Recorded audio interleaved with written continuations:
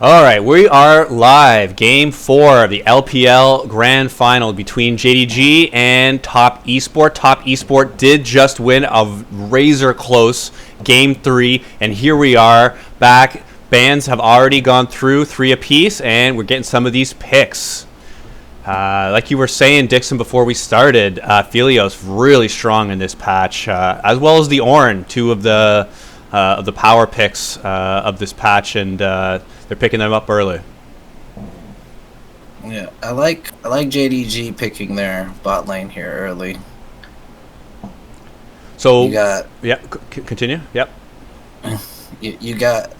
I mean, you already know the Misfortune's coming. The Nautilus is coming. You're gonna want to duel here.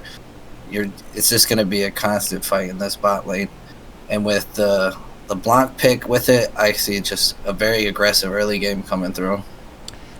So one thing you've got to recognize, as previously in the series, the mid lane matchup it tended to be LeBlanc and then counter-picked with Lissandra. It's not really a hard counter, just a soft counter. So I really do expect to see JDG ban the Lissandra if they didn't like it. They've already played it once, and JDG won that game. They ended up winning with the LeBlanc.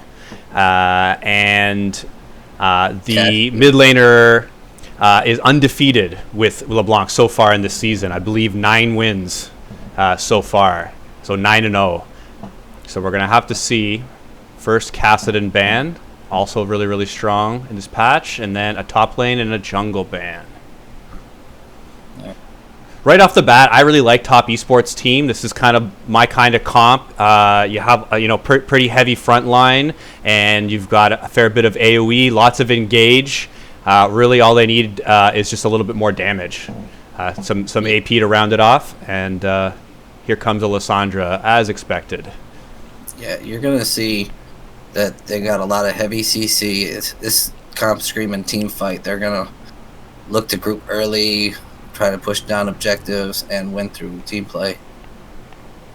Whereas on the JDG side, they're looking to try and probably get some flanks, see if they can poke it out, and possibly, outplay them.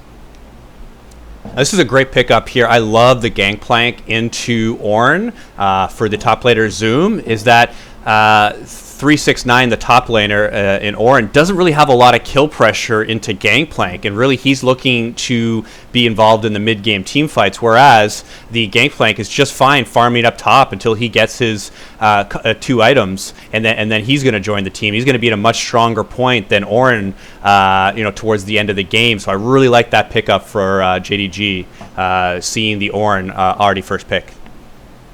Yeah, I like these jungle picks. Lee Sin complements early game, trying to get these lanes snowballing ahead to better suit their team fight. As you mentioned, the Gangplank pick into Ornn, that's a really nice pick. It kind of gives JDG a little bit of a win condition in the later game if it goes to that. Absolutely, great point. He's really the only hard scaling champion in this matchup so far. So if they're having a little bit of trouble closing it out in the mid game, towards the end, as you have that 5th and 6th item, those barrels are just going to be doing incredible damage, and the cannon barrage you can just shoot in any part of the map. So really looking forward to see this matchup, but also this mid lane matchup. Knight has got to be one of my favorite players in all of League of Legends, and he is got to be one of the most exciting players. In the game 3 that was just played, he made this incredible Baron play where, as Corki, he packaged right through the Baron pit and then flashed over the Baron pit to start a team fight, and then came around and then helped clean it up with the Aphelios 80 carry, Jackie Love.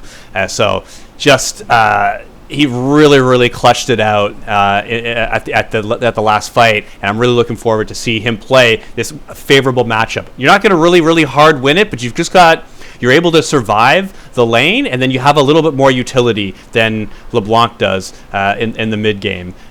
So really looking forward to see Knight, and he's just, it's an amazing player. Yeah.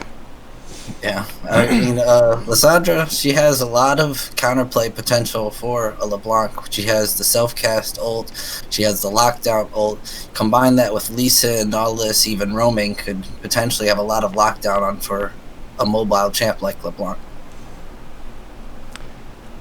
And Carson Lee Sin, he's recognized as one of the best Lee Sin players in the world, period. Whether in China, in Korea, he is probably the most veteran jungler in the entire world at this point, having won 4 LMS finals and 2 LPL finals already. This gentleman's already won 6 finals, and he's shown excellent Lee Sin games in the past, and he's only been able to hone his skills even further. So really exciting player to watch. Tends to be in the right place at the right time to be able to do a proactive gank or to be able to counter gank and really help his team skirmish early. Yeah, both teams are just kind of scouting early, looking to see if they can find where the jungler's starting. You can see over on the red buff, Lee Sin's already got a ward in there. Leap, that's typically from a LeBlanc. You can just W over, plant your ward, snap back. No worries, easy scouting. You see both junglers are looking to start blue side. They want a heavy leash so that they can clear a little bit quicker. I'm expecting the Lee Sin to maybe go top lane first for a gank to maybe get this gangplank behind, stop the scaling into late game as much as he can. Let's see if they do any early ganks, whether they do it at a level 2 or a level 3. Earlier in the series, they tend to be waiting for level 3 before doing their first gank, but we'll have to see if this has changed up at all here in the 4th game. This is 1 game away from Top Esports, the brand new team in the Chinese region that was not playing that well in the past, but they picked up Jackie Love in the AD carry role, and that's just been made all the difference. Now they're in the finals, challenging. They have 1 game away to win arguably the hardest league in the world to win because of all the teams and all the transition that tends to happen year to year. Yeah, as you can see, there's some trading going back and forth in the bot lane. Both junglers signaling that they're going to be looking for a full clear. Ooh, nice. Ooh, a flash early game. It's going to set this bot lane behind. This is not what you want to see if you're Guts to Misfortune. Misfortune is a big lane bully. Philios, he likes to get a couple of points into his stats first, a few items. That's when he can really start taking over with his weapon combos. Signaling they see Lee Sin on the jungle, and they see him at his red buff. He's a little bit behind in tempo against this Silas, but let's just see how that plays out. Yeah, and a good level 2 attack there on the bot side, being able to get the early XP lead and then be able to blow that flash. One thing on the bot lane is you do tend to see the Thresh pick into the Nautilus. Over the last year, a lot of players in the professionals really prefer like to pick the Thresh into Nautilus. Just has a different toolkit. I'd like to say more utility, but really these are some of the most utility-based champions in the entire game. So they just both have different aspects to them. Both tanky, both lots of CC. Playmakers, hooks, they're pretty similar champions, but that's a counter pick that you see very, very frequently. So I'm going to be looking to see whether Lamau is able to come back from that early flash lead. But here, already the first gank, we're seeing Knight getting locked up. Early damage into Yagao. Yeah, not a lot accomplished there, but it was a good attempt. Like you were talking about, I like the Thresh into Nautilus combo because it doesn't seem like really there's a big edge out on the skill play. It doesn't seem like one just conquers the other. They do have similar kits, but whilst they're similar, they enabled their AD carries in a different way, right? Thresh enabling you to get out of stickier situations, but also having engage as well. But Nautilus being a tougher, tankier boy who can go in, all in, especially when you combine this with a lane bully like Misfortune. You can look to make a lot of aggressive plays in the early game. See up top lane, we see a little bit of trading. This Gangplank's actually up in farm, so he's doing all right for himself. And as you know, when Gangplank's up in farm, he's actually up a lot in farm. Yeah, it literally looks like he's pushing this lane here as he's not able to buy items in lane like Ord can. He really wants to get this wave to tower so that he can get back and get his first buy-in, and he's not going to risk it. He's going to leave those last 2 minions and just go ahead and take the back, just not wanting to overextend there, get CC'd, possibly have the jungler Karsa be there to gank him early. This is about the time you're going to see that first or second gank. Already we've seen Karsa in the mid lane. Again, not really getting anything too much other than a little bit of damage in mid, but letting his presence be known and letting Yagao know, hey, I'm here and I'm going to be on you early. You better watch out if you're going to be thinking you can go in and kill Knight here in the mid lane early. Yeah, and with that early game pressure, this forces you to play a certain different way where, we're getting aggressive. Just a little bit of trade back, but as I was saying, it allows you to, make the mid laner play a certain way, which kind of opens up objectives, which is very well, especially when you have a scaling team fight comp like TES. Ooh. Well, they're back in the mid lane. Karsa picking up first blood. That was the second time already, less than 6 minutes in, second time in the mid lane. You can tell which lane he's favoring in this game. He really wants Knight to have this advantage in this matchup, and so far so good. Early advantage for Top Esports. First Dragon, first blood.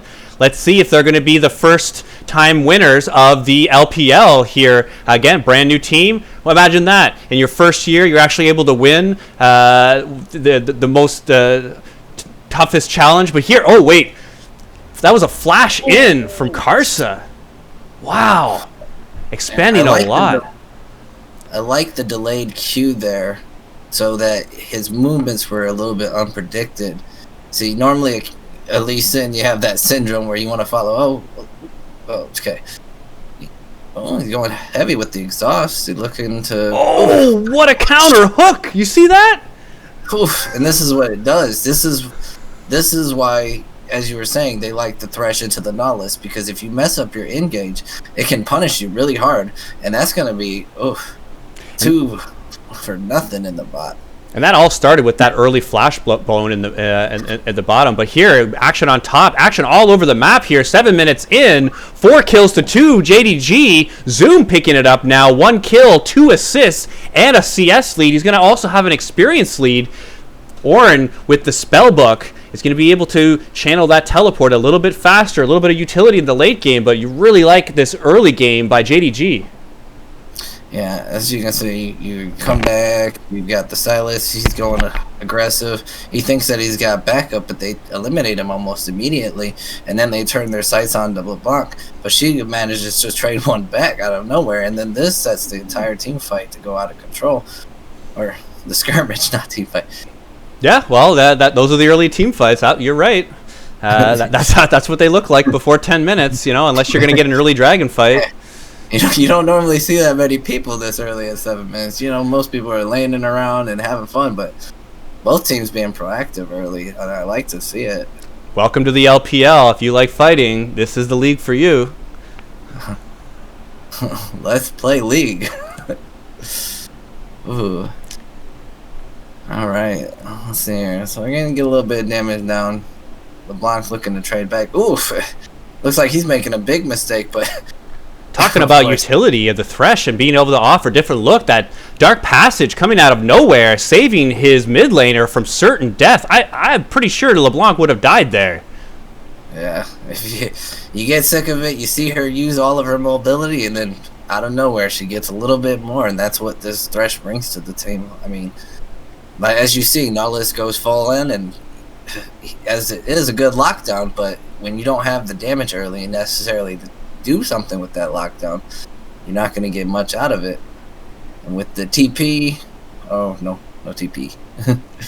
Oops. Warren's going in, and he's going to have his Lee Sin for him, being able to get the kick into the wall, being able to get the kill is Karsa. He's got 3 kills. He's not giving his laners any kills. He's like, these are mine. I'm the vet here. I'm the one that's going to carry this game. I'm on the Lee Sin. Let's go. We have a pause, but as you can see, before we did that, we have action happening in the top lane. In the bot lane, it's almost impossible to keep up. We needed a little break. Yeah, just fights all over the map, and that's one of the things is a lot of the times the casters in the LPL, they'll start talking about a macro play or some sort of of history about a player, and then as they start talking, immediately the camera scrolls around and there's a team fight halfway in the way, and they have to continually stop themselves because there's just so many fights going all over the place. So definitely you have to have a little bit of a different casting style, casting this region, just because it's just fight, and we're seeing this game is no different. Yeah, rip the play-by-play casters. They must get no oxygen. Oh yeah. And we're just gonna go ahead and skip a little bit over and get ourselves back into the game. There you go. Alright, as you can see, TES is knocking on the bot door. They're looking to just get a couple plays, get a little bit of gold in the pockets, recall. Miguel picks himself up a little play himself, and it seemed like we're slowing down a little bit. Going back to some action that happened. This was off camera. As you can see, in a 2-for-1 Aphelios, and this is what this champion does. When you have so many weapons to master and combo with, you can turn around fights like that. Especially with your Chakram and Serum combo, I believe. I'm really interested about this next dragon. In this series, Top Esport has had early dragon control, whereas JDG tend to be taking the early Rift Heralds. So it didn't happen in this game. TES got both the first dragon and the Rift Herald, as well as First Blood. So they're beating JDG to the punch. But let's see how this second dragon shapes up. You're going to see Top Esport most likely focus it. And here with the Rift Herald, the traditional play would be to push this mid lane in and use the Rift Herald and then transition towards the dragon. So not only are you going to get plates in the mid lane, the most valuable plates to get, but you're going to go ahead and secure yourself the second dragon, and all for very little risk for maximum reward. First tower, all those plates, 5 plates, and second dragon coming right up. Let's see if they start this or if they're going to be a little bit more careful. Yeah, well, it doesn't look like JDG is looking to get anything out of that. They're roaming around seeing if they can find something, but typically you'll see teams trade for the Rift Herald and the dragon, and the reasoning is that the dragon, you think of it more like an insurance policy, right? It scales into the late game. It's really nice when you get that Elder Dragon buff, but the Rift Herald, conversely, is something more of like an early game insurance policy to get you ahead, to help snowball those lanes. And when you have an early game comp that doesn't get either, it starts to really get hard to see a win condition. So we'll see if JDG can maybe start playing around these objectives a little better, see if Silas can start hitting his marks, and make our way back into the action. I like how you mentioned the insurance policy for the dragons, because as players know, the dragons changed significantly in Season 10, and they are a lot less effective early on. But when you're able to get the soul, again, a new concept for Season 10, that is significantly more powerful than getting dragons in the past. So, like you, I don't think a lot of the dragons individually, their stats make that much of a difference. For me, I only ever see it as a first dragon, ocean dragon. Yeah, or if you're able to get that kind of before the 10-minute mark, you still have that for a little bit of the laning phase and into the mid game. That's the only one that I really tend to notice. Unless you're running a 2 or 3 tank team and you get a mountain dragon, I really don't feel these dragons are super effective. But like you said, you set yourself up for the 25-30 minute mark where you can get yourself a soul and set yourself up for another win condition. And it's a constant fight that we see, dragons for Rift Heralds, and you're normally trading gold for dragons, gold for immediate power, dragons for future power.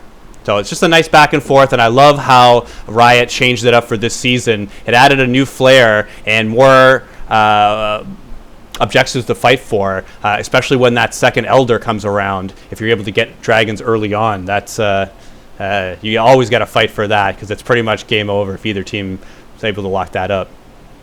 Yeah, so see, just to show my age a little bit, back in the day, dragon had no effects. You just got a nice 500 something gold, something for your team, and a lot of teams didn't value it, or individual players in solo queue wouldn't value it because they figured they could just outplay. But what the dragon enables you is to have special stats which can really make or break team fights. See, dragons as an individual across the map, yeah, there's not going to make much of a difference in a 1v1. It can slide it out, maybe, but when the team fights begin to happen and you see the full display of what that dragon power can give you, and right as well, putting an indicator on what type of dragon it is and allowing you to see what power it does and showing you what the power of the soul can do, it really it shows what teams need to win the game. Yeah, and we just saw a nice little bottom sequence there with Nautilus very aptly stop watching right before the Aphelios ult was able to take him out, and they were able to trade ults and flashes there in the bot lane. But looking at this, the dragon, we're having Mountain Soul come up.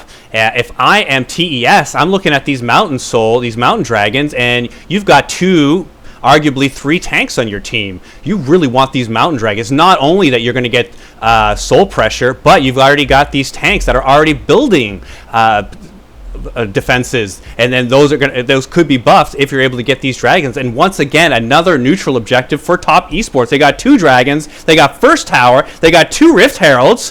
What don't they get? A safe bot lane, it looks like. Nice. Touche. But yeah, Rift Herald, especially the second Rift Herald, it does a little bit more damage, and it can really help because you can hold on to it. And what it allows you to do holding on to it, as you can see, it's about 15:45 into the game, and I believe Rift Herald stays around for about 2 minutes. I'm not sure, but it allows you to hold on to it, and it can really set up a siege where you would want it. And this helps you transition into the later Baron. See, TES is understanding the macro play, and sure, the score is about even, but through pure team play and with the team comp they have, it could look bad for JDG, who aren't getting ahead. They're not getting that early game lead on LeBlanc. Silas has been anything but impactful in this game, and it starts to look, are we going to be hoping for Gangplank? And TES is looking to go on JDG. And the Orin ult being able to get the double knockup. 369 is in. He smashes himself right into the wall. What did he do to deserve that? He just rams his head right into that cliff. Oh, and they're looking to set their eyes onto the dragon, but meanwhile, Zoom's in the top lane, zooming his way through this tower. And, the JDG is hoping for a miracle still, but Kanavi's just giving it up. He says, I can't get this dragon, we're not getting anywhere, but it forces a TP out from Knight to take care of Zoom.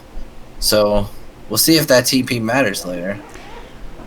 Yeah, and we were talking about it in Champ Select, but the Gangplank is the late game carry, and you just got him solo gold in top lane, including that top turret gold. He's in a very prime position to be able to carry this game. Let's see if Zoom can do it. He had an extremely good 2020 spring season, attaining the MVP status in first selection All-Star. I was not aware of him in 2019, but he's really come up to 2020 in a storm. Let's see if he can pull off one of his other carry performances. And remember, I mentioned that 2-item power spike for him, and there he's got it right now. The Essence Reaver and the Triforce, the free-ass boots with the Corrupting Pot. Ooh, he's got like what he needs, and he's so much stronger than Orin is at this moment. Yeah, see, if you look at Gangplank, all right, you see that he's only, maybe 20, 30 CS up. But due to his passive, he gains a little bit of extra gold every time he kills these minions. So that 20 CS lead starts to feel more like a 50 CS lead. And as you can see, just in pure items, that's exactly what it is. Absolutely, and getting that tower gold as well. And a little interaction just there. One thing you love as Silas is stealing premium ults. And Orin absolutely is a premium ult. So when you're with Silas, you're looking to steal those Karthus ults, those Orin ults, those really big, impactful, maybe even like a Taric, if you want to get really creative. and you're really able to turn your champion into a powerhouse, taking some of these most powerful ultimates in the game, and he's got it right now. But we have Karsa pressuring here in the top lane, being able to knock out the turret with Knight, sharing that gold, and we've got a double engage here. Lamau getting all kinds of damage, but TES realizes they don't want to be challenging the smite. Not the smite, the Thresh, sorry. They don't want to be... Exactly, right? You don't need smite to take Thresh out. Nah, you just need to do enough damage, but they don't want to use too many of those key abilities to take him out, and they decide to back off. Yeah, you see, they dropped the Herald because they didn't have anywhere to do it. This is where, as I was talking earlier, where you would want to drop it. Maybe in the top lane here where you could pressure that, and then maybe if you get the ward coverage, you could bait a Baron or possibly sneak a Baron in, a really early Baron, and that would really advance TES's plans to have a good team fighting capabilities. And that's the first significant misstep that we've seen from TES so far, not being able to utilize that Rift Herald more effectively. If there was a little bit more coordination and planning, they could have been able to put 3 or 4 members bot lane and guarantee to get that last first turret here on the bot side, get that gold, and be able to even it up with the 3-dragon lead and then even out the gold. But just using it in mid lane, it was going to time out. And they really just didn't get anything for it, not even any pressure. So I'm going to see if this is able to catapult JDG into taking more of a stance for fighting for these objectives, because so far it's been all TES, and like I was saying earlier, they're just one win away from winning this LPL final. It's right within their fingertips, and they're doing what they need to do. They just need to do it just a little bit longer, a little bit harder, and they're going to be our new champs. Yeah, and if you're JDG, that's the best you can hope for. You've got no dragons, you've got no Rift Heralds. The best you can hope for is that Rift Herald is useless, and that's exactly what it was. I mean, you have to drop it from time now. You don't have the coordination. You see dragons coming up in about 50 seconds, and Lee Sin's on the top lane. He's going to be late to this. This allows JDG to set up ward covers and possibly pick up their first dragon. Check how early this possible soul is. At 22 minutes, TES could have a dragon soul.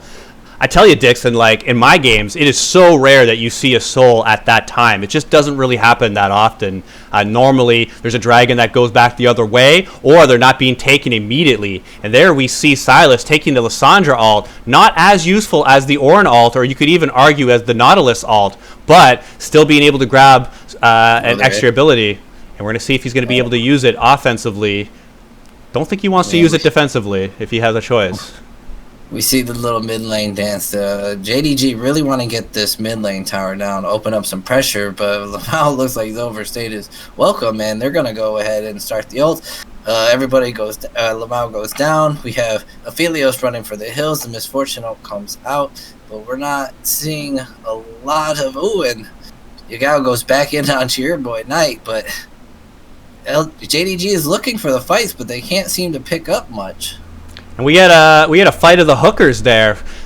Thresh goes ahead and throws one out in the left field, and immediately Nautilus counters, is like, okay, you're throwing one over there, I'm going to shoot one right at you, and being able to get the early kill, and that's going to set them up for this dragon. Remember, this is Soul here. Knight being able to teleport in, he's jump right in, being able to trade kill for kill. Remember, TES started that fight with Thresh got out of the picture. They have a 4-on-3 here. Soul is possible to take, but they don't have their jungler. This is so key. The one person they lost is the one with Smite. Karsa out of the fight, and they're just going to head back, and they don't want to risk it. They don't want to try to take a team fight with Dragon up without their jungler. And Knight is getting that damage onto Yagao, but he's going to have a lot of problems here as his team is collapsing. Kanavi, Loken.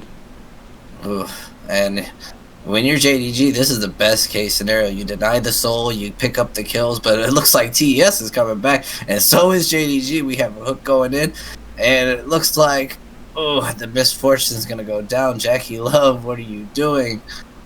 You're talking about best case scenario, absolutely. Not only did they pick up a double kill in the Dragon, now they're going to push mid lane in and go towards Baron. I'd be very surprised if they don't try to start this Baron up, or at least posture for it. If you're JDG, you know that this Baron's big. You've just made a big play. The jungler is behind. He has no flash. Oof, you go. Look at that utility from the Thresh pick. Dixon, you got to look at this. Karsa is known for his steals. Take a look. Let's see if he's going to go for it. He's got a lifetime of key steals. Not going to be able to do it if he's not on the map. Did you get a good look at that? He died. It was a good look. I do that a lot. So. Hey, you put the effort in. Hey, he put himself in position and, wasn't able to pick it up. But this is really, really big. Think about how much this game has changed in the last 5 minutes. You had TES with even gold and 3 dragons up compared to now where you're only 2 dragons up and you're down a Baron. Very, very big swing.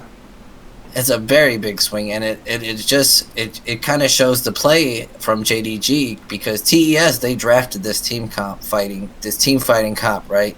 And they're looking to play the objectives, and they're just getting beat on it from a team that was looking to just work early, but they're just pure skill. They are keeping themselves in the game. TES has still all their second-tier turrets, so they have turrets to give. This Baron isn't going to be the end of the game, as you often see later in the game. It's 25 minutes. There's still about another minute and a half on Baron. JDG looking to get as many turrets as possible, but there's still a lot of game left here, and we do have another soul point coming up in 3 minutes. There's going to be some very key fights, and we're going to see who wins this game. It's going to be decided in the next 5 to 10 minutes. And I love this from Zoom. He's got 3 members down here keeping pressure just by himself, and this opens up mid. And if you're JDG, where you didn't have a chance, where TES had full control over this game, and now JDG is just looking to knock at the front door, but they can't quite keep the waves. But if they can pull off this pick, oh, you go? Jackie? A lot of trouble here. Wait. Oh no, you go. And the gangplank forces out a flash, and now they're not even set up to protect their base. And JDG said, well, if you're going to leave the door open, we'll come right in. Dixon, once in a while, I'm wrong on something. They're taking way more than I expected here. JDG, I can't believe how opportunistic that they're being. They knocked out 2 mid turrets, an inhibitor, now 2 bot turrets, and they're working on the second inhibitor. This is all from a Baron taking about the 24-minute mark. You never see a Baron take this much, and they're way up now. They're 7,000 gold lead up. This game is completely different. TES were on the cusp of winning the LPL, and now they're struggling to stay afloat. And look at the composure of JDG. They know to get out. They've got 10 seconds left on that Baron. Let's go back and watch how this all transpired. You see, he's tanking up the mid lane like a good support should. And, I guess no for that replay. That Gargoyles can only tank so much, and he did what he could, but you had 2 waves pushing there in mid, Baroned up, 2 cannons continually hitting on the turret, and whoever stands in its way, and TES is just looking to hold on. They need any sort of semblance of a positive team fight, but they have the tools to do it. They have so many engaged tools. They just got to get themselves in position, and when they're not getting in front of objectives early and they're not being able to rush those down, they're not being able to win these fights, and they're slowly losing this game. It's slipping away from them. It's so sad. And you see how they're slow to react. If you're TES right now, you have 2 open inhibs. You're trying to keep any semblance of defense up here. You don't want to lose this top tower, but you know that there's pressure coming, and you're trying to get a nice team fight. You're going to want to turtle, work with that Ornn, and power up your items, scale to that later game team fight, and try to win through your macro and your dragon buffs. But JDG is not letting them do that. They have taken and put their foot on the gas pedal, and they have locked it down. If you're TES, you forget about this dragon. This is not one that you're looking to contest. You've got super minions pushing in mid and bottom lane. You have top lane already pushed nearly to your turret. This is, if you go ahead and fight for this dragon and lose, you lose the game. It's not a risk that I would think TES is willing to take. And whoa, Karsa coming in for the steal! I told you to watch this, man. He went ahead and grabbed it. Soul. You tell me to watch him, and I didn't even see him. No, that was for Baron a while ago. I'm just saying, like, pretending like the same thing. But we got a massive team fight here. This could be the game. JDG is getting an advantage here. TES, they're dropping members. They're going down like flies in a fly swatter that I can hear in the background. Oh. When I see the TP coming out, Gangplank is on the Nexus, and Karsa can't get back. Zoom's looking to try and do it himself, but Knight says not today. And Nahles hooks him up, and he just gets assassinated. Ooh, the big play. Trading one back for one, but the tower's going down. Knight, can you hold it? 4-on-1, 20 seconds till 15 seconds until Misfortune comes up. It's going to be a miracle to hold this, and ran out of mana. He's going to have to go back to get something, but you might be able to kill Kanavi here, but how could you stop 3 members and super minions? And the answer is you're not going to be able to, and Knight's going to have to do it in Game 5 because TES, I'd say, there was a small throw that game. They just were not being able to play defensively well. JDG just took the maximum every time from the 20-minute mark on. Once they hit that team fight win around Dragon, transitioned it to Baron, and then took over the game. And then even going a little bit farther from that, TES challenging for that Dragon, losing 2 members, and then immediately having JDG transition over to the Baron. That looks like that's what cost them the game. You'd never think that at that point. Yeah, I mean, it just exploded out of nowhere, and that just goes to show you that Baron, while we didn't talk a lot about that as an objective, is still a very powerful objective as well. And you can see just how quickly you can swing a game just off of a Baron play. And that's why, yeah, sure, you have the insurance policy with the Dragons, but that's a contested objective that you have to make every single time it's up. And if you're TES there, you probably didn't want that Dragon. You definitely want to turtle it back, try to slow the game down, play out for your team fight, look for your win condition. But yeah, it just looks like a throw. Yeah. And I just got one question for you, Dixon. Are we going to do Game 5 right now? Are we going to keep this going? One last game?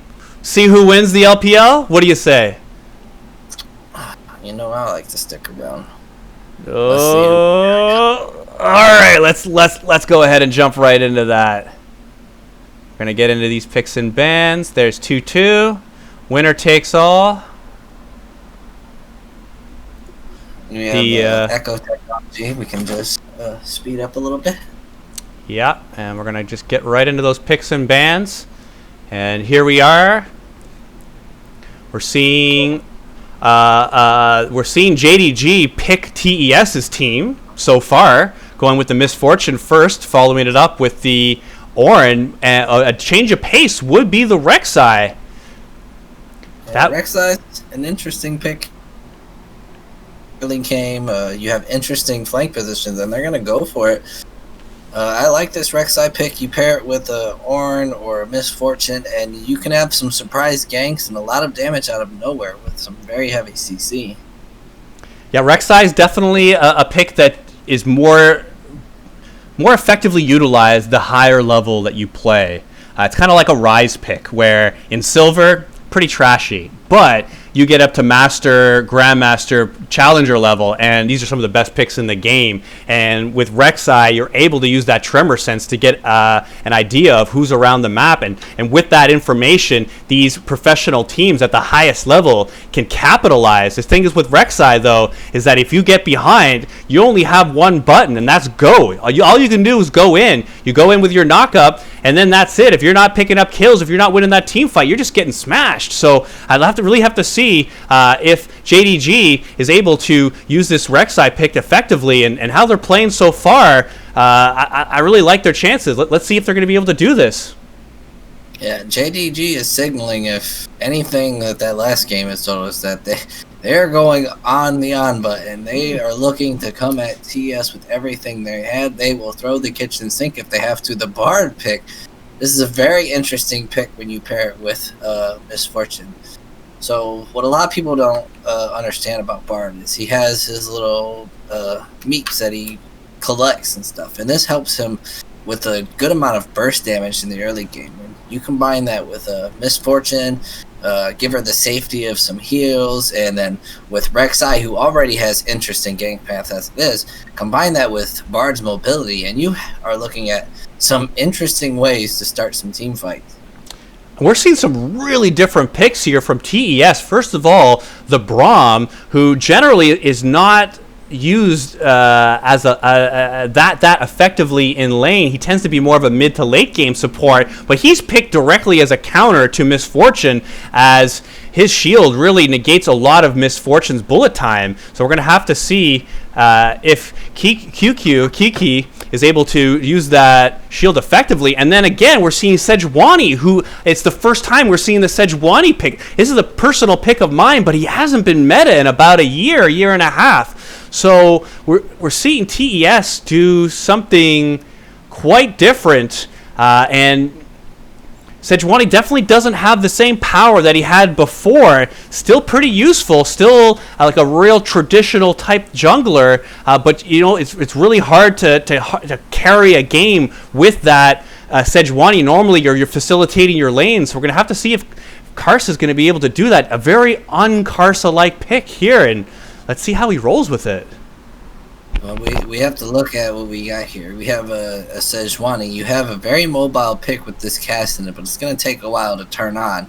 The Sejuani, as you said, maybe not the best pick or the fastest clearing speed, or maybe even the most prioritized champ, but what it does offer for this team is you see a lot of immobile people on JDG, and combine this lockdown with someone like Braum, the Silas, the Aatrox, and you can dish out a lot of damage and just be the utility, the big tanky boy that you need for your team. All right, we're going into Game 5.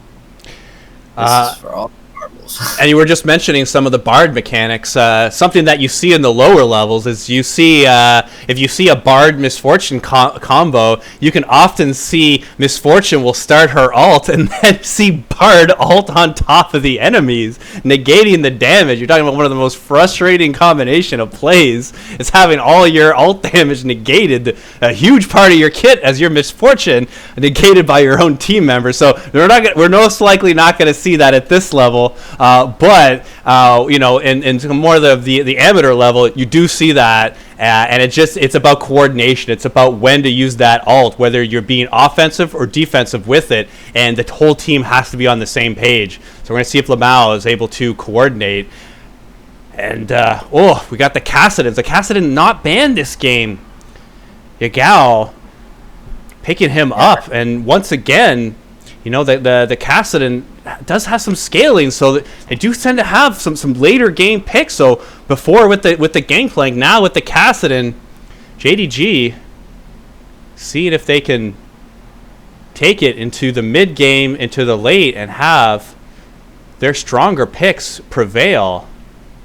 Yeah, it's almost as if JDG they understand that they need a little bit of this, a little bit of that. They got a little bit of early game with the Misfortune Bard, but the insurance with the Kassadin, the Ornn with the upgraded item. And again, we're starting off the game. We're just looking for some scouts. JDG playing very safe. They don't want to look for nothing. They just want to play the standards. They're saying, hey, come meet us at lane. Let's just play the game. We're not looking for any early game shenanigans, but TES, they might look for a late invade, and we'll see if that comes out. They are posturing for it. Great call. Absolutely are doing that. And if you're JDG, you expect this, right? Sejuani, Braum, very early game champions. If they're in your jungle, you just best to give it up. Look what you can get. Try and trade things back on the opposite side. Maybe do a little bit of a vertical jungle, but TES will be aware of this. If they see them coming, they've got nice ward coverage down there for the bot lane. In their tri-bush, well, Rek'Sai could maybe look to tunnel over, so maybe not so nice. All the runes there seem very standard from everyone, nothing too out of the way. You are seeing Zoom take Grasp of the Undying as the Ornn. whereas 369 took the spellbook. So a little bit of a different choice of rune, although they both work. It's just personal preference. Personally, I love spellbook. I think it's very fun. I'm not saying you necessarily win the most games with it. I do believe that's something, another skill that you can have of when to change your summoner up and at what time. So definitely more akin to higher level play, but spellbook's got to be my most favorite summoner, and it's just because I don't play Omnistone. I don't really play anyone that plays Omnistone, and so spellbook's got to do it for me when I'm there to have fun. But already an early gank, pre 3 minutes, Kanavi's going to jump onto Knight. Zoom's going to stalk. TP coming up. TP coming out from TES, but the Q to stop the channel, if a lot of people don't know this, but Kassadin's Q actually does stop channels, and this is going to waste a TP. It's going to get Knight, first blood, and this is why we like this pick. But on the opposite side, we see they're trying to return it back, but there's the power of the Bard. You have hyper mobility, you can just escape, and already so much going on in this game. Already a top lane, bot lane, there's an invade. These are some really entertaining games to watch, and anyone listening, if you didn't go ahead and watch any of the first 2 or 3 games, go back and watch them. They are instant classics, especially that game 3, which I have in an earlier video. Definitely take a look at that one, because you're going to see a play around Baron that's legend. Wait for it, Derry. yeah. All right, Barney Stinson. Don't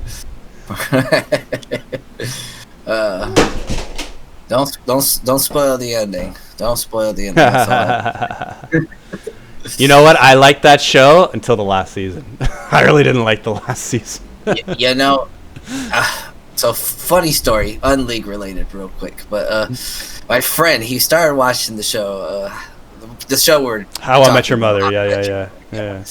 He started watching 4 seasons into it, and I told him straight from the beginning who I thought the mother is. I'm not gonna say, but well, I told him what I think will happen between the 2 main characters in that show, and yikes. Have you still not found out? Is this you're still waiting for your friend to finish it? Oh no, I completely lapped him. Okay. He was 4 seasons deep, and I beat him to the end, and I told him I was right. Funny show. A lot of imperfect characters in that show, but you know what? That's life. You know, there's not many perfect people. Like all I know are people with faults, including myself. So kind of like real life right there. Pretty deep for a league cast. We're back. We see a little bit of trading for the Raptors. Kanavi's like, hey, can I have those? And Karsa's like, well, you can have them next time, but these ones are mine. So a little bit of a gentleman's agreement. He'll take off and I'll go buy some items. So something I got to draw your attention to is Knight is the mid laner, and he's been top. Remember, he lost that first blood in the top lane, so he started off out in the top, and then he's continuing. So it's because of this Ornn pick is the reason why I think he's up here, is because he wants. Yeah, a little bit of a misstep there. Even some of the best players in the world will do a little misclick, a little bit of indecision there. He really should have just backed. He was a little too aggressive. He'd already died early. He was already at a little disadvantage. You had Ornn with level 6 and still deciding to go in. Knight 0-2 really not being a winning factor for his team. In fact, quite the opposite. Yeah, well, you can put a mid laner top lane, but you can't expect a mid laner. But I see the idea of the switch, right? Let's just watch this again real quick. So Knight, he feels safe with that early game healing, as we all probably do on Silas, and he just continues to start this fight. He's only looking to really trade here, and then he realizes that the pillar plus the creep block equals, oh wait, I'm stuck. And he was going into minions, and yeah, it was just a bad scenario there. He was close. He was getting the damage advantage there, but you know, when you got good old Mr. Tower at level 5, Ornn's going to win that every time. Yeah, and the idea here for people, Silas has a very strong early game, especially into tanks. He has pretty nicely sustained Conqueror, which can help him. heal against that, and Knight goes back in, and he's just not having a fun time. It's something that was happening there earlier is that the Rek'Sai had the Tremor Sense, saw the jungler Karsa down below doing Gromp, so had full knowledge of where the jungler was, communicated with his top laner Zoom, who started that play with the ultimate, and just being able to follow that up is really quite easy when Ornn already knocks up the opponent, that you can just follow right up underneath and get that second knock up. And Kanavi making this Rek'Sai work really well early on, 2-0, and like I was saying earlier, it's a sink or swim pick, and it's like he's got a rubber ducky. He's definitely swimming. Yeah, and as I was saying, you see the creative angles that you can create over the backside of his own turret wall, where you normally think you're safe, but the engage on this is running for the lockdown. The flashes are coming out. Kanavi thinks he's safe, so he has to flash. Just a little bit of return of damage. Everybody's here now, and party in the mid lane. Yeah, TES starting that fight 2v3, and they were the 2, but they knew their bot lane was rotating, so they felt confident, and they wanted JDG to fight, but JDG just retreating back to the tower. Excellent patience there, even seeing that they had the numbers advantage, but knew something was up, that TES was not just going to be engaging in a odd number scenario, where they were the negative side for no reason. They go ahead and pull back, and they don't suffer any ill consequences, and Jackie Love's not able to get this bot lane farm at all. He's going to have to stay mid, having already spent the time rotating, and now it's JDG's time to start to get the early dragons. This is a real turn of event from Games 3 and Games 4, where TES had the early dragons. So we're seeing a new look here, and a new game, JDG with the early lead, completely opposite as the last game. They got first dragon, and they got the first 3 kills. Yeah, and as you see, they return Rift Herald, so they're going to get as much damage as they can on this mid-turn. Will it go down? I don't think so. It's just going to take 2 plates there, but 2 plates of mid-turn, you'll always take that as a minimum. You got that very minimum. And as you were talking about, not only does JDG roam, but they also roam faster. You have the passive movement speed for Misfortune.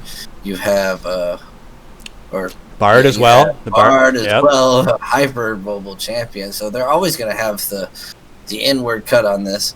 So it's just a very nice roam, nice pickup, very good team play. JDG's playing a little bit slower. They have got a lot of insurance. They don't have to force a play or anything.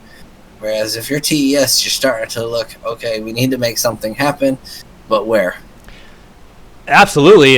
Your point very well received. And to add to that is Kassadin also being able to move about a little bit easier than most mid laners, as well as the Rek'Sai being able to both of them go through walls with their unique abilities. So a lot of mobility from JDG to go alongside with their scaling factor. So when you're looking early in this game here, 10 minutes in, you really have to favor JDG, and TES is going to have to do something to put an end to that. And the Knight in the top lane at 0 and 3, he's really got to staunch the bleeding here. If he could set up a freeze or just be able to finish his first item before he starts joining these team fights, because right now Ornn is doing so much more. He's going to finish his first item. He's already built 3 components already to go along with his Joran shield and his free boots. Yeah, and I like the adaptation by JDG here. So as you've seen, TES, they drop down Rift Herald, they're getting as much damage on mid lane, and JDG's response to this is, well, let's take the weaker Kassadin, throw him in a side lane, let him recover, and let bot lane hold mid. And TES, while sure they got the plates on the mid, and that's nice and well, but what you're really looking for is to open up the map, especially when you're down already, to possibly look for picks, look for plays. And JDG just responds perfectly and says, nope, we're not opening. Yep, and just a 400 gold lead right now. And TES, once again, to add to your point, I agree with everything you're saying, Dixon. Is this mid lane turret is a hard priority for TES. Getting that down opens up the map, gets first turret bonus. It's really a big factor for a mid turret with less than a plate left. It's got like 3/4 of a plate. could be worth putting the map movements towards that objective. Yeah, and you're going to see around about the 14, 15-minute mark, TES is probably going to try and set their eyes towards that mid lane. They have Dragon coming up. You expect at least to contest for that. You don't want to have another 20-minute soul, as you say. You don't see a lot of it happen because a lot of teams like to respond. But we'll see what TES has in store if they can climb their way back. The gold lead's about 1K, down 3 kills, but not much is happening from those 3 kills. And JDG, as I said, don't have to force a play, but you want to try and get this Cassidy ahead, right? You want to get him to his late game as fast as possible. So we're just going to hope and see if he can stick up with farm. The whole idea of sending Aatrox mid was Cassidy doesn't do pretty well in the AD laners, right? And Aatrox being a nice early game AD himself, the idea was beat him in lane and stall game. And that's just not happening. Cassidy's having a good time. He's got himself a pretty strong turret, a nice lane to farm. He's got his escape tools. He doesn't have much to worry about. He just scales up, and TES is just gonna have to find a response for that. He's about to hit level 11, and he hasn't died yet. So if you're a Cassidy and you get to that spot, you're in a real good situation. That's where you want to be, and we're gonna see Yagao start to rotate around the map and start to use his ult a little bit more to get around. And it's going to be a lot of trouble for TES because Aatrox is not going to be able to do a whole lot. But Bard Ultimate being able to be started to use offensively, and they're going to head back as there's a teleport comes in from Knight. Yeah, and as you see, as JDG doesn't have to make the play, but they had the option to go for one there. They tried it. It didn't work, but thanks to the disengage from the Bard, they just back out, wait for it, reset, and try again. Okay, super key play here. TES going for Dragon. JDG is not going to challenge. One of these reasons is because Sylas did steal the Ornn ultimate. So being able to get that small micro play ahead of time means JDG doesn't even attempt to challenge for this Dragon. They have the lead right now. They don't want to give it up, and they see a possibly bad team fight and say, you know what, we're not even going to give you that chance. You don't even have a kill yet? Yeah, fine, take a Dragon. We'll let you. We're going to go ahead and shift our lanes around. We're going to get map pressure and, coincidentally, first turret for Misfortune. Loken is going to be using that gold, heading back to base. We're probably working towards that second item. Aatrox looks to return one of his turns of his own on the bot lane, and we have a kind of an equal map. It's open on top, open on the bottom. We'll see what these teams can make of that. Rift Herald's upped, and you see Bard heading towards that way. He's going to hit the scrying orb, look, see if he can find any vision, work his way up, get some deep vision, and yep, exactly. They ping it, they say, hey, this is a good objective, mid lane's still open, ours is a little low, maybe we can get theirs down, and you're going to see Cassidy rotate up top. He's got a very safe lane now. He's got the protection of his turret, and he says, let me take a short detail to get this. And yeah, JDG is looking to play the objective game here. They've already got the kills. They don't need to make anything happen. They just have to scale up and do what they can to get what they can. And one of the key factors here for JDG is that they had teleport advantage. Zoom still had his teleport up, whereas Knight and 369 did not have theirs up. So that let Kanavi feel really safe to go ahead and start that objective, despite not having vision of where Top Esports is in the map. And there, being able to pick up that objective because you had that key summoner spell. And TES being able to pick that up in the mid lane, and it's been a trade of turrets. But remember, JDG got first turret in top, and we could see a fight over this blue buff. And Knight comes in. He looks to take it, but yeah, he got it. Nice. Being down 0-3 and able to steal a nice blue buff for yourself when you're already struggling, that's gotta feel good. And I haven't seen Knight die in about 8 or 9 minutes. It's pretty good. That's pretty good. Like, he stopped dying, you know? Well, everybody stopped dying. There you go. Last game we had explosive at 7 minutes, and it just wouldn't stop. And now this game, you got to see the nerves on the players. They're more reserved. This is game 5. They want to take this, and they're setting their eyes on 369, and he's just dodging it all. They have to even shut off the tower to get him. That's a feel bad moment when you're that Aatrox under tower, and then all of a sudden Bard ults your tower, and you don't even have anyone helping you out. No objective helping you, and then you get 4v1. There's nothing you can do. You just got to sit back and take it and hope your team's getting something else on the rest of the map. And we're going to see Knight get a little bit of side farm here in the top. And he's not going to stay for that turret. Just going to go ahead and take that quick back and shove that wave. Too far out. He's trying to make his way out, but this is what the Sejuani pick is for. You want the lockdown, you have a Braum, you have your Aphelios, all he has to do is hammer away, he gets it, picks up a kill, an easy kill. Classic caster curse. We talk about how slow it is, and then boom, we start seeing the action. And now they're going on the mid lane with the Rift Herald. Oh my. This is a nice answer from JDG, especially when you see... Oh, keep it. All right, and he's... Oh, unlucky. Yeah, but starting to pick up towards this mid game, and there's still a lot of game left. But you really have to like how JDG is playing this. Like you mentioned, playing careful, playing calculated, not taking undue risks. And yes, Zoom was caught in the bot lane a little bit, but a single death on your Ornn, not the worst case scenario. It's not going to lose you the game.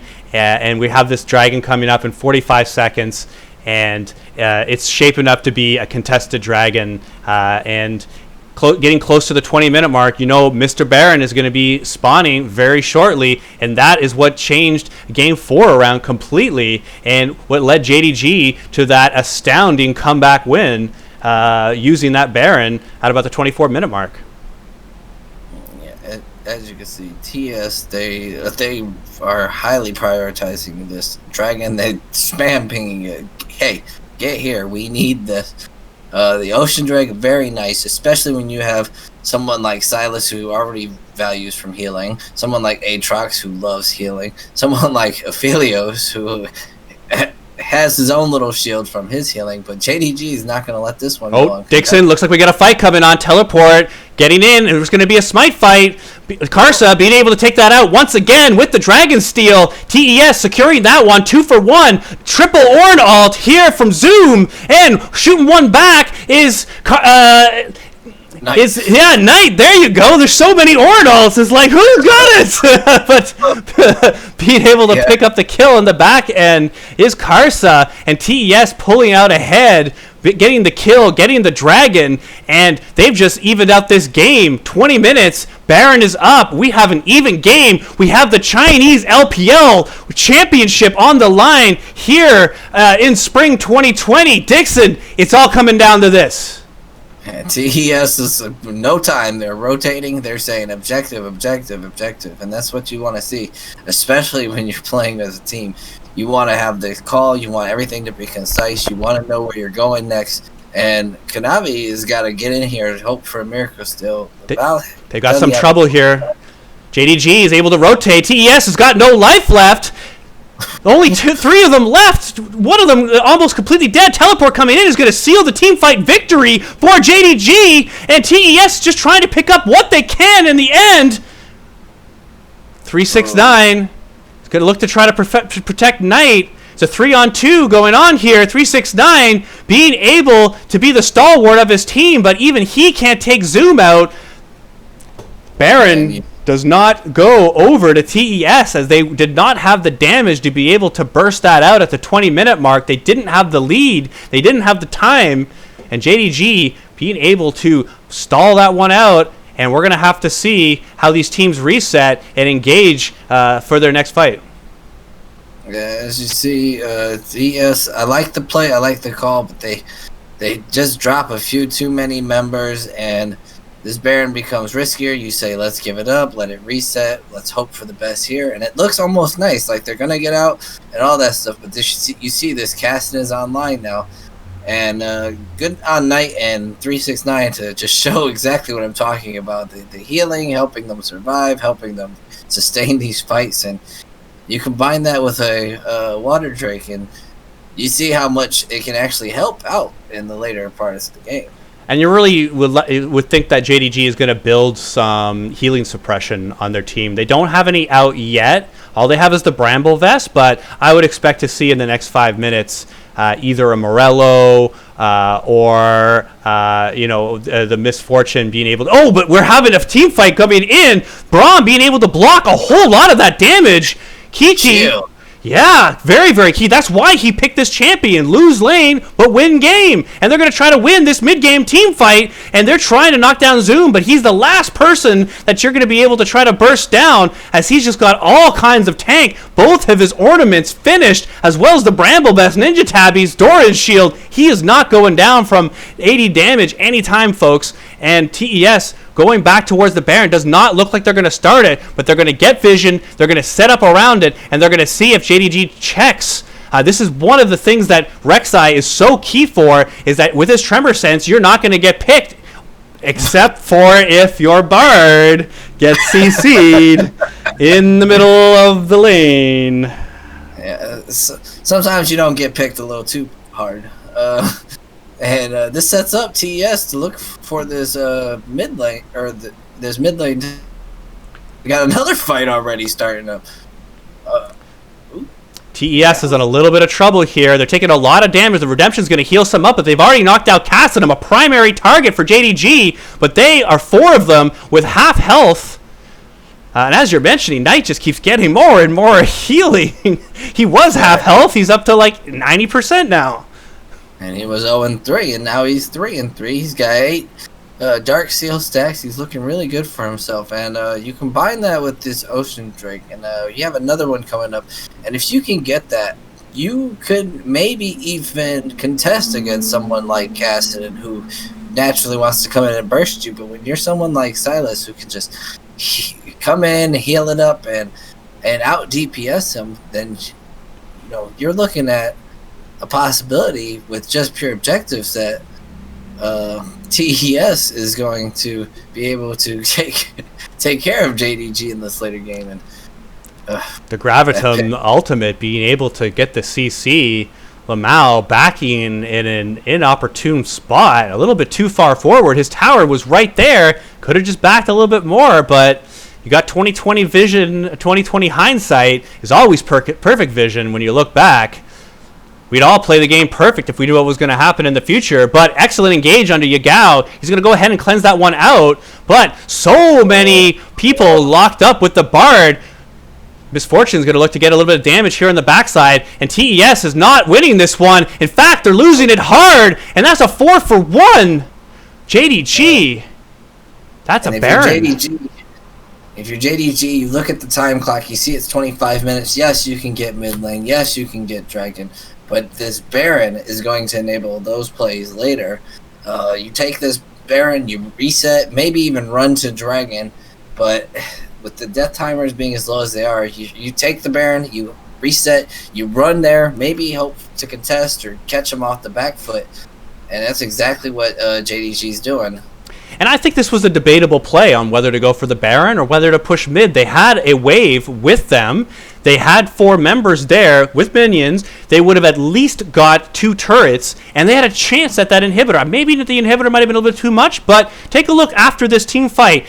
They had a decision to make. They made the Baron. They all went for it, but they could have went either or, and they chose Baron. Yeah, and there are viable options for both, right? You get the 2 towers, and then you can peel back to Dragon, but then you leave Baron open, and then you have a slower recall timer because you don't have the Baron recall timers, and you see what those timers do. Now both teams are here looking to juggle on this Dragon. Karsa's being king of the smite so far. He's gotten the last 2 contested objectives. You got to feel real confident when you're the jungler and you have that smite advantage. You got a psychological edge on your opponent that you're going to be pressing that D or F button at the right time, but not in position. Karsa not able to take it. Kanavi picking that up. Dragons are 2-2. And once again, Bard starting the ult. He's able to start the team fight. This is going to be the second team fight that he starts with that ult, and this is all Bard all the time. What an excellent pick for Lamau. He is single-handedly starting these team fights, and his team is finishing it up, and he is not going to get the credit that he deserves, but these mid-game team fight advantages are coming from the support, and you got to love this pick coming out in the final game for Lamau, and he is an early contender of the player of the game. I'm not sure if you're going to be able to give anyone else player of the series but Zoom, but wow, that's Bard play it shows you why such a viable champ and such a great win rate here in the 10th season. And look what they do after that play. They get the kills, they double TP bot, they send everybody as a group, but oh my, JDG, can they finish it? Yes. Oh, yes, okay. So look at the, if we watch, you go from the mid lane, you win the fight after Dragon, and immediately the double TP comes out for bot lane. It's the one with the least amount of towers. They go straight. They have the wave coming, and with the Bard, it enables the rotations, immediately rotating and for the finishing of the game using their Baron. Absolutely beautiful rotations and team play there. Don't they just finish games in the most optimal way? Look, you've just seen 2 games here. We've just been talking about 2 games. Haven't they finished these games in the quickest, most optimal way with the least risk? They just run right down, and Top Esports, all they can do is look for their shoelaces to be untied because they just were tripping all over themselves. They were not able to pull themselves up, and you have yourself the LPL 2020 Spring Champions, JDG. I can't wait to see more of these guys. An absolute beauty of a Game 4 and an even better Game 5. What more can I say? This is what champion teams look like. Well, thanks for joining me on these 2 games. Dixon, any last words for the cast today? # Baron Powerplay. Woo!